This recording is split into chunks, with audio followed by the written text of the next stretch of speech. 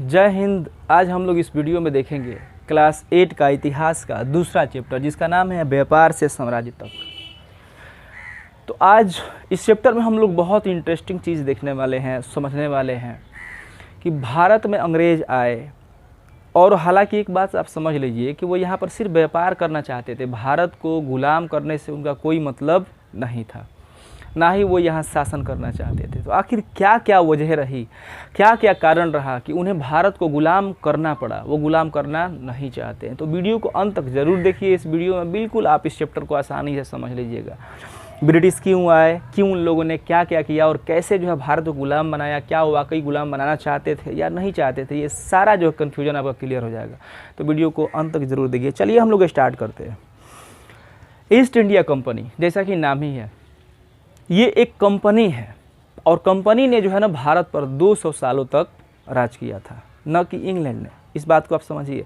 हम लोगों पर जिन लोगों ने शासन किया वो असल में एक कंपनी थी, और उस कंपनी ने जो है इतने सालों तक, 200 सालों तक हम पर शासन किया और अत्याचार किया।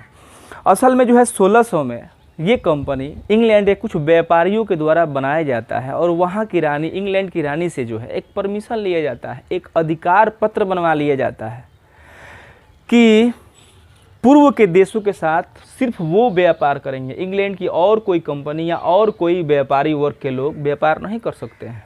यानी उन लोगों ने मोनोपोली ले ली, एक अधिकार पत्र बोला जाता है इसको। उन लोगों ने ले लिया कि पूर्व के देशों के साथ सिर्फ वही व्यापार करेंगे, इंग्लैंड का कोई दूसरा व्यक्ति, दूसरा बंदा नहीं कर सकता है। लेकिन यहाँ पर खास बात है, सिर्फ इंग्लैंड की बात है, बाकी यूरोप की कंट्रियों की कोई बात नहीं है। सिर्फ इंग्लैंड के लोग व्यापार नहीं कर सकते थे। उन्हें एक अधिकार पत्र मिल जाता है, एलिजाबेथ जो है उनको अधिकार दे देती है और वो निकल पड़ते हैं भारत। एक बात यहाँ पे और आप समझ लीजिए कि भारत में जो है वो सबसे पहले नहीं आए थे, उनसे पहले भी भारत में व्यापार करने के लिए कुछ लोग आ चुके थे, और वो थे कौन? पुर्तगाली। अब मैंने ऐसा क्यों कहा कि पुर्तगाली सबसे पहले यहाँ पे आए थे? क्योंकि आपको पता है कि ये एकाधिकार पत्र जो है ये बनवाते हैं, मोनोपोली लेते हैं एलिजाबेथ से 1600 में, और 1600 में आते हैं वो भारत में एंट्री मारते हैं। कौन? अंग्रेज। लेकिन आपको पता होगा कि उससे पहले भारत तक पहुंचने का जलीय मार्ग का खोज किसने कर दिया था? तो वास्को डी गामा ने कर दिया था। कब कर दिया था? तो 1498 में कर दिया था वो। और वो यहाँ से चीज़ों को खरीद करके अपने यहाँ पुर्तगाल में ले जा करके 100 गुना प्राइस पर वो बेचा था। यानी कहा जाए तो 100 गुना प्रॉफिट उसने किया था। तो ब्रिटिश से पहले पुर्तगाली यहाँ आ चुके थे और उन्होंने अपना डेरा डंडा भारत में डाल लिया था। सबसे पहला उन लोगों ने ठिकाना जो है भारत में गोवा में बनाया था। पुर्तगाली लोगों ने कहाँ बनाया था? तो गोवा में बनाया था। उसके बाद एंट्री होती है किन की? उसके बाद एंट्री हुई है ब्रिटिश लोगों की 1600 में। वो यहाँ पर आते हैं। आने के बाद से होता क्या है कि यहाँ पर सबसे शक्तिशाली राजा मुगल के, यानी मुगल वंशों के सबसे शक्तिशाली जो राजा थे वो थे औरंगजेब। लेकिन होता क्या है कि 1707 ईस्वी में इनकी मृत्यु हो जाती है।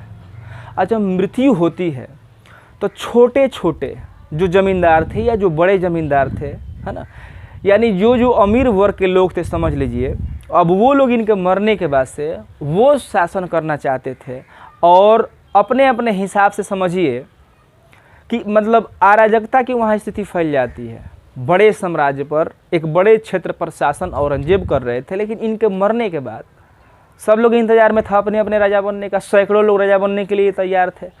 तो अब सैकड़ों लोग थोड़ी बन सकता था। यहाँ पर उपाय था कि लोग जो जहाँ का थे और जिनका जहाँ प्रभाव था उन क्षेत्रों को काट करके वो अपना राजा बनने लगे, अपना राजा बनने लगे, कहीं जमींदार। यानी कहा जाए ना तो अराजकता की स्थिति फैल गई। और औरंगजेब की मृत्यु के बाद से अलग अलग क्षेत्रीय रियासतें बंटने लगी, अलग अलग क्षेत्रों में राजा नवाब बनने लगे। लोग अपने आप को 4 को लेकर के राजा बन गया, कोनो 2 गाँव को लेकर के राजा बन गया। ये वाली स्थिति आ गई। और ये जो है ना यूनाइटेड अब नहीं बल्कि क्या हो गए? डिसयूनाइटेड हो गए। यानी जब औरंगजेब थे तो इन सभी क्षेत्रों को एकीकृत किए हुए थे और काफ़ी शक्तिशाली ढंग से और प्रभावशाली ढंग से शासन कर रहे थे, और किसी का मजाल नहीं था उफ तक कर देने का। लेकिन इनके मरने के बाद से इनकी बड़ी रियासतें जो है टूटने लगी और अलग अलग भागों में बंटने लगी। लोग अपने अपने को जो है ना राजा रानी बनने लगा सब। अब हुआ क्या कि ये डिसयूनाइटेड हो गया, ये जो है एक बड़ा साम्राज्य छोटे छोटे हिस्सों में बंटने लगा, और इसका भरपूर फायदा लेने के लिए कौन तैयार थे? तो ब्रिटिश तो तैयार थे। अब देखिए अब आगे क्या होता है। 18वीं शताब्दी के उत्तरार्ध तक अंग्रेज एक नई शक्ति के रूप में उभरने लगे थे। 18वीं शताब्दी के उत्तरार्ध तक, यानी 18वीं शताब्दी की बात करी जाए तो अंत तक, 18वीं शताब्दी के में जो अंत होता है, यानी 1750 के बाद वाला समय में, 50 साल के समय, यानी 1750 के बाद समझिए ना, 18वीं शताब्दी के अंत तक ये जो है भारत में काफ़ी शक्तिशाली जो है ना बन चुके थे। 1600 में एंट्री मार रहे थे, व्यापार कर रहे थे, व्यापार करके अपने देश में ले जा रहे थे, बेच रहे थे, वहाँ से चीज़ें इधर लेके आ रहे थे और व्यापार में खूब प्रॉफिट कमा रहे थे, और भारत में जो है ना काफ़ी शक्तिशाली जो है ना उभर करके आए 18वीं शताब्दी के अंत तक। अब आगे क्या होता है देखिए, वो यहाँ सिर्फ व्यापार करने आए थे, न कि कब्जा करने, लेकिन उनको क्या करना पड़ा? कब्जा करना पड़ा। मैंने पहले भी ये बात बता दिया है कि वो ब्रिटिश यहाँ पर सिर्फ आए थे व्यापार करने के लिए, व्यापार से मुनाफा कमाने के लिए, सिर्फ मुनाफा से उनको मतलब था। क्योंकि कोई भी कंपनी होती है, कंपनी का मतलब क्या होता है? प्रॉफिट को अर्जित करना। वो लोग होता है प्रॉफिट ओरिएंटेड, कंपनी का मतलब होता है पैसा कमाना। तो सिर्फ पैसा कमाने के लिए आए थे। उसके बाद देखेंगे, अब देखिए ईस्ट इंडिया कंपनी का आगमन 1600 में हो जाता है। उसके बाद देखिए सबसे पहले पुर्तगालियों का भारत में क्या होता है? प्रवेश होता है। एक खास यहाँ पर बात है कि देखिए 17वीं शताब्दी के शुरू में ही डच भी यहाँ पधार चुके थे। अगर बात करा जाए 17वीं शताब्दी की तो 1600 में ये आ गए थे, और 1600 से पहले कौन आ गए थे? पुर्तगाली लोग यहाँ प्रवेश कर चुके थे, और गोवा में उन लोगों ने अपना डेरा डंडा डाल लिया था। और 16वीं में ये आ गए थे, और 17वीं के शुरू में ही कौन आ गए थे? तो डच लोग भी यहाँ व्यापार करने के लिए आ गए थे। अब यहाँ पर एक बात समझिए, अब ये यहाँ पर ये सभी लोग तो आ चुके हैं, पुर्तगाली आ चुके हैं, डच भी आ गए हैं, ब्रिटिश भी आ गए हैं। अब मुझे बताइए यहाँ पर एक साफ बात दिख रहा है कि कंपटीशन जम के इनमें हुआ होगा, क्योंकि जब तीनों यहाँ आए हैं व्यापार करने के लिए, और व्यापारिक दृष्टिकोण से ईस्ट इंडिया कंपनी पहले ही मोनोपोली लेके आ चुकी थी। कहाँ से? इंग्लैंड से, क्योंकि वो सिर्फ चाहती थी कि व्यापार वो करे और अधिक से अधिक पैसा कमाए। अब ज़रा सोचिए कि उनके मन में तो पहले ही था कि वो अकेले ही सिर्फ व्यापार करे पूर्वी देशों के साथ। अब यहाँ पर इनसे पहले इनके तुरंत बाद बाकी जगह के भी लोग यहाँ पर आ चुके थे, हालांकि वो भी यूरोप के ही थे, लेकिन पूरा यूरोप से ही मोनोपोली थोड़ी लेके आए थे। और ऐसा मोनोपोली इनको प्राप्त होगा क्या? इनका देश है, इनके देश के जो राजा रानी है वो अधिकार देंगे तो वो अपना ही देश के लिए नहीं देंगे कि पूरा मुल्क के लिए दे देंगे या पूरे महाद्वीप के लिए दे देंगे कि हाँ पूरा दुनिया से कोई व्यापार नहीं करेगा, सिर्फ आप करिएगा। ऐसा कोई बात नहीं था। सिर्फ ये अधिकार पत्र जो इनको मिला था वो सिर्फ उनके लिए था और उनके देश के लिए था कि उनके देश से दूसरा कोई नहीं जाएगा पूर्वी देशों के साथ व्यापार करने के लिए। तो ये लोग आ गए थे। अब बताइए कि जब इस तरह का विचार रखने वाले ईस्ट इंडिया कंपनी के जब लोग थे तो कंपटीशन तो तगड़ा हुआ होगा। जब उनको पता चला होगा कि हमसे पहले कौन पुर्तगाली लोग आ चुके हैं और इनके तुरंत बाद डच आ गए हैं, फ्रांसीसी भी इसमें कूदे थे, हम लोग बाद में उसका जिक्र करेंगे।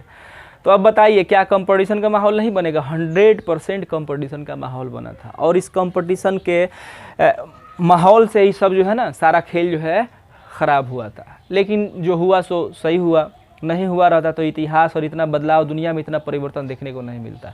तो जो होता है वो भले के लिए होता है। आगे देखिए इन सब की ज़रूरतें जो थी वो क्या थी? तो सिल्क था। सिल्क जो है ये यूरोप के बाज़ार में बहुत ज़्यादा डिमांड था सिल्क का और कॉटन का। देखिए कॉटन हो गया, इनका भी डिमांड यूरोप के बाज़ार में बहुत ज़्यादा था, क्योंकि आप जानते हैं इंसान का बेसिक नीड जो होता है रोटी, कपड़ा और मकान। मकान तो था उनके पास और रोटी की भी ज़रूरत थी जो यहाँ से टैक्स के रूप में, लगान के रूप में अनाज को भी लेके जाते थे। और कपड़ा के लिए सिल्क और ये कॉटन का जो है ना बहुत ज़्यादा डिमांड था उनके यूरोप की कंट्री में। इसलिए इन सब की बेसिक नीड्स ये बन चुकी थी। सब जो है व्यापार में यही चाहते थे, सिल्क सिल्क, कॉटन कॉटन, सबको चाहिए था। और इसके साथ साथ मसाला के लिए तो भारत मशहूर ही था और मसाला की भी उनकी आवश्यकता थी। और मसाला की इस सेंस में क्योंकि देखिए ये लोग जो है इधर का रहने वाले हैं, देखिए इधर के ये लोग जो है ना रहने वाले हैं। कहने का मतलब जो है ना ये लोग ये समझ लीजिए कि ऐसे गोलार्ध में है ना, पृथ्वी के ऐसे गोलार्ध में है जहाँ पर सूरज का तापमान मतलब सूरज का टेम्परेचर बहुत कम मिलता है, और ये ठंडे से, इतना समझ लीजिए ये लोग जो है ठंडे प्रदेशों से हैं। कहाँ से हैं? तो ये लोग जो है बिल्कुल ठंडे प्रदेशों से हैं। और ठंडे प्रदेशों में क्या होता है ना कि वहाँ का लोग मीट मछली ये सब खाना बहुत ज़्यादा पसंद करता है। और एक बात आप समझ लीजिए कि मीट मछली खाने वालों के लिए मसाला का इम्पोर्टेंस क्या होता है। मसाला जो है एक नंबर होता है, बिना मसाला का मीट और मछली कैसा कुछ नहीं है ना, उसका कोनो औकाते नहीं है, कोई खइबे नहीं करेगा उसको, तो बात समझ लीजिए। तो इसलिए जो है ना मीट मछली खाने में, अब हम लोग यहाँ भी ठंडा का जब मौसम आता है तो आप देखे होंगे कि ठंडा के सीजन में हम लोग ये मीट मछली ज़्यादा खाना पसंद करते हैं, क्योंकि इससे थोड़ा सा एनर्जी मिलता है, गर्माहट मिलता है शरीर को, तो वो लोग जो है खाते पीते हैं।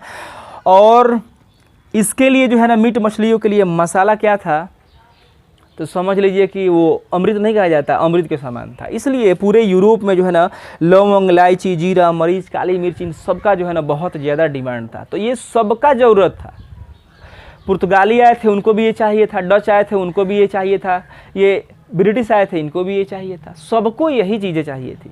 अब देखिए ये सारी ज़रूरतें कॉमन है। अब क्या होता है, कंपटीशन जो है ना और ज़्यादा तगड़ा हो जाता है। अब मान के चलिए कि ब्रिटिश आए हैं उनको ये चीज़ चाहिए था, पुर्तगाली आ जाता उसको देसला मुर्गी का अंडा चाहिए होता, वो आए थे डच आए थे उनको यहाँ की कोई और चीज़ चाहिए होता, तो कंपटीशन इतना तगड़ा नहीं होता। लेकिन कंपटीशन तगड़ा हो गया क्योंकि सबको एक ही चीज़ चाहिए था। और उसमें जो है बेचारा ब्रिटिश पहले ही से तैयार करके आया था सबकी, वो अकेले जाएगा सब जाके यहाँ पे क्या करेगा सब व्यापार, लेकिन पता चला कि ये लोगों से पहले ही घुस गया कोनो भारत में, इनके तुरंत बाद भी कोनो घुस गया, इसलिए कंपटीशन जो है ना तगड़ा होने लगा।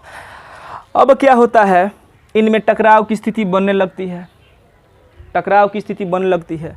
अब देखिए अब कंपटीशन जब तगड़ा होता है तो एक चीज़ ज़रूर हो जाता है, चीज़ों का दाम महंगा ज़रूर हो जाता है। भारत में जो चीज़ें बहुत सस्ती में मिलती थी, 1 रुपये में खरीद के 1000 में बेचते थे, अब कंपटीशन ने क्या कर दिया, डिमांड ने क्या कर दिया, उन चीज़ों का दाम क्या कर दिया, बढ़ा दिया। आप जानते हैं कि महंगाई और सस्ताई डिमांड एंड सप्लाई पे डिपेंड करता है। अगर डिमांड बहुत ज़्यादा है, सप्लाई कम मिल रहा है, यानी डिमांड बहुत ज़्यादा है कोई चीज़ का और वो मिल बहुत कम रहा है, तो प्राइस ऑटोमेटिक हाई हो जाता है। और कोई चीज़ का डिमांड बिल्कुल नहीं है, सप्लाई बहुत ज़्यादा है, तो क्या हो जाता है, सस्ता हो जाता है ना।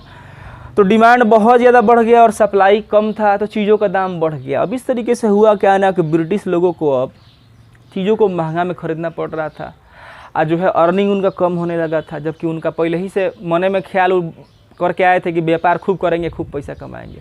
इसलिए अब कंपटीशन बढ़ने लगा और अफरा तफरी का माहौल होने लगा, टकराव की स्थितियाँ बनने लगी।